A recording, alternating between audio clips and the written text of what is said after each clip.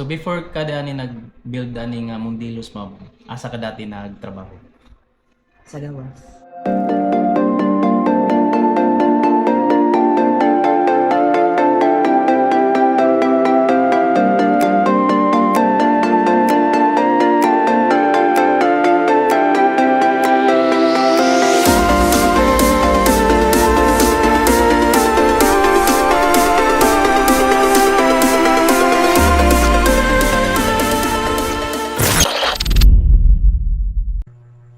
Hi guys, good morning. So ngayon sa araw na to, mayroon tayong bibisitahin na isa sa pinakamagandang mountain resort dito sa Biliran.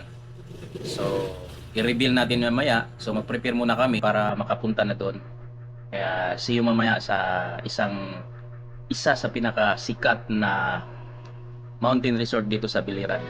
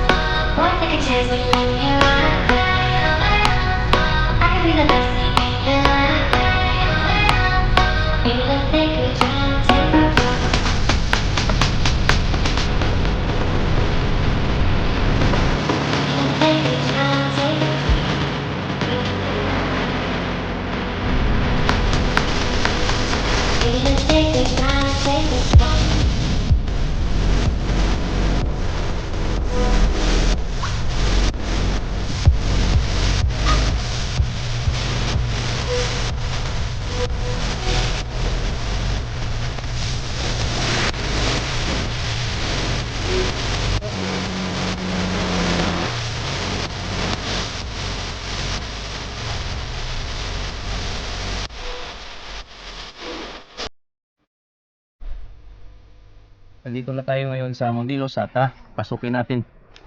Dito. Nadulas pa. So ito yung entrance fee nila. Sa Dator, adult 25. Yan. Basahin nyo na lang yan lahat yan. Yan yung mga price ng ng entrance nila. So let's go. Hi guys, magandang araw po sa inyong lahat. Kung isa ka sa hindi pa narating yung Mundilos Nature Park, halika samahan nyo ako at silipin natin at puntahan natin yung Mundilos Nature Park dito sa Barangay Balakson, Kawayan, Biliran. At di natin akalain na makausap natin personal yung may-ari at napakaswerte natin ngayon sa araw na to dahil binigyan tayo ni ma'am ng panahon niya para makakwentuhan siya. Kaya kung gusto mong malaman ang istoryahin ng Mundilos Nature Park, halika at samahan mo ako at tapusin mo ang videong ito. Pero kung ngayon pa lang tayo nagkita, ako nga pala si Junry Salot, ang dating OFW, dating Marino, at ngayon ay isa ng entrepreneur at baguhang content creator.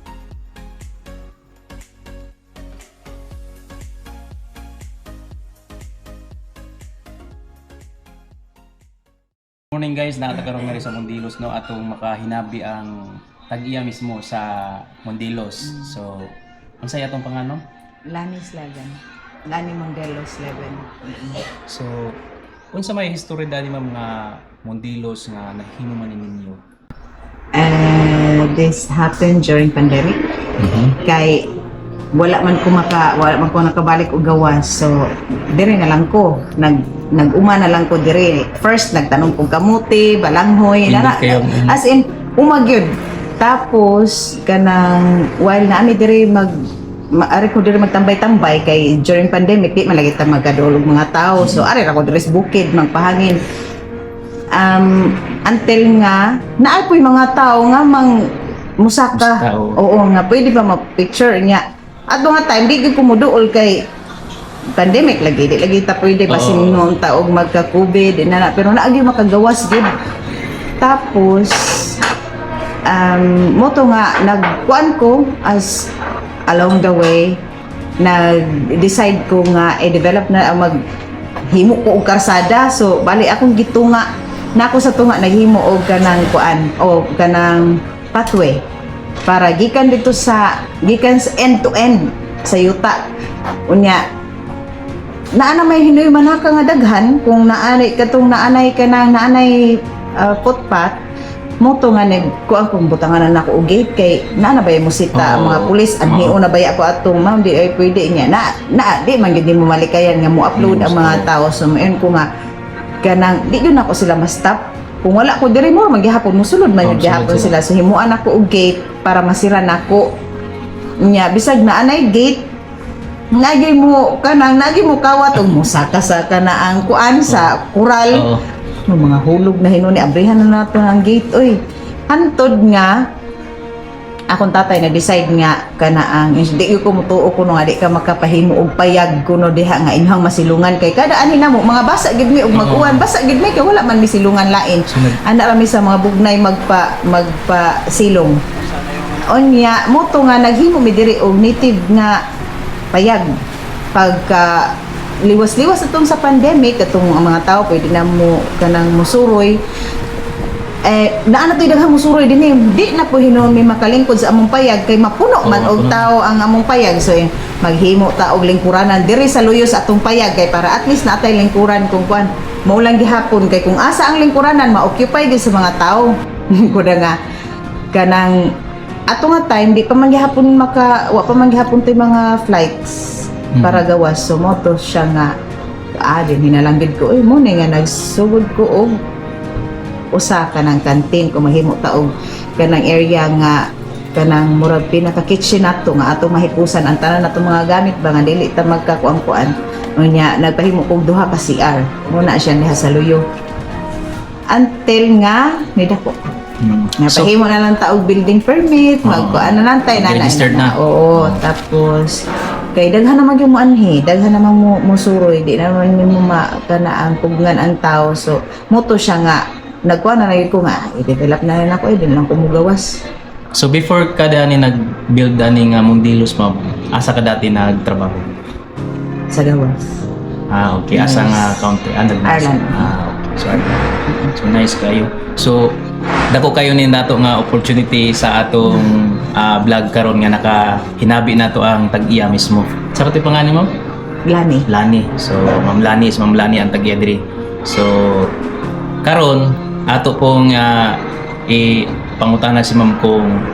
unsa ni siya unsa iyahang inspire unsa ika-share niya sa uban nga mga nag-abroad unsa iyang ikahatag og idea or advice sa mga nag-abroad para maka-build sa ginani nga negosyo so unsa may imong ika-share ngadto sa mga OFW ma'am nga sama nato OFW ako dati pugo nga OFW si man pugo dati so nag-stop ko during pandemic sad so napugilain nga istorya so ang imo sa atong istorya ang atong ikuan na unsa imong ika-share ngadto sa mga OFW save your money kanang kung naamagay ta itabang sa atong family we have to have a reserve nga kanang sa ato gid ba nga dili nato hilabtan until such time nga kanang naatay makuan nga kanang sana pagpalit og properties kay like sa yuta di gyud na mawala kanang mo appraise noon mo taas ang presyo mo kuan kay anak ko na ako diha nagsugod sa yuta palit ako yuta ng kuan tapos sa baligya tapos ano so kini nga land ma'am imo gini siyang pinalit or oo pinalit niya ako November 2018 nya gibiyaan ako kay gawas ako tapos anin 2019 gibalik ni nako gikural pagka 2020 January 2020 fiesta man sa Basak so pag arin ako wa na ko naka balik og gawas kay adto nga time by March wala na may flight cancel na ang flight so oo bali ikalima gid na cancel akong flight nya ipa-rebook cancel rebook so murag naa sa advantage ang pandemic naay noo para sa ako naay advantage ang pandemic oo although daghan kay itong disadvantage so daghan kayong salamat ma'am atong itanawon nila sa standard room sa mga facilities sige po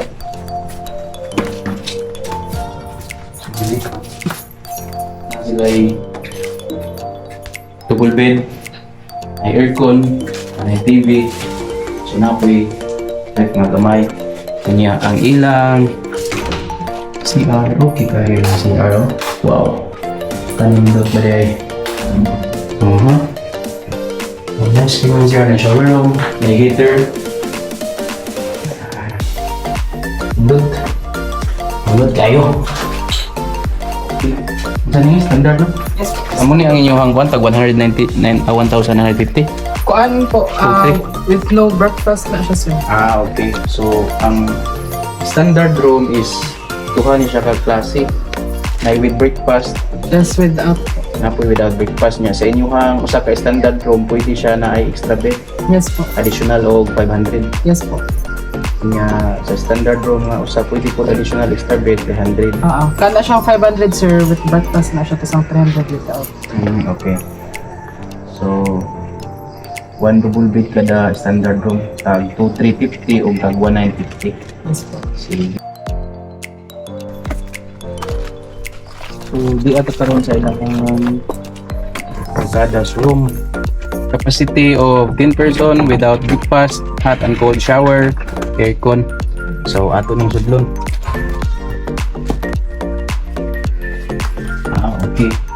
So, muna yung ilahang kada room na. So, yung mga deck, kada deck na sa towel pero hindot kayo kayong ilahang deck lagpad sa single. Tapos double deck. Gusto ko boy.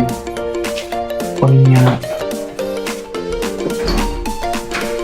Oh, so muna yung ilahang shower room na CR na hot and cold.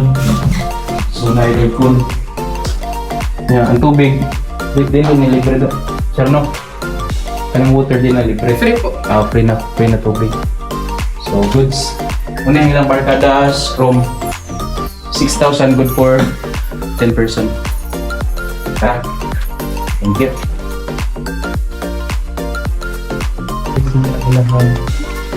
Sa Mundilos na ay sila yung function room.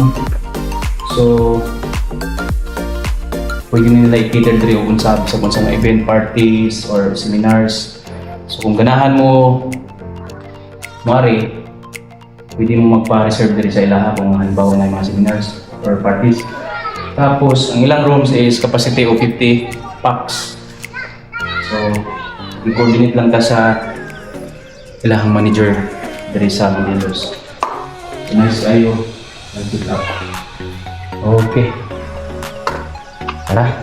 Wala pa siya mag-set up yung malimpingit kayo. Okay. Alam ko na ang kuan na may nagsabi na. Pero nagamitan na ng seminar. Yes po. Pero mo cater po mo diri ka nang may mga parties ano? Yes po. Birthday po. Okay. So mga parties, mga family parties or group parties pwede sila mo cater diri sa ilahang function room. Thank you. Sige po.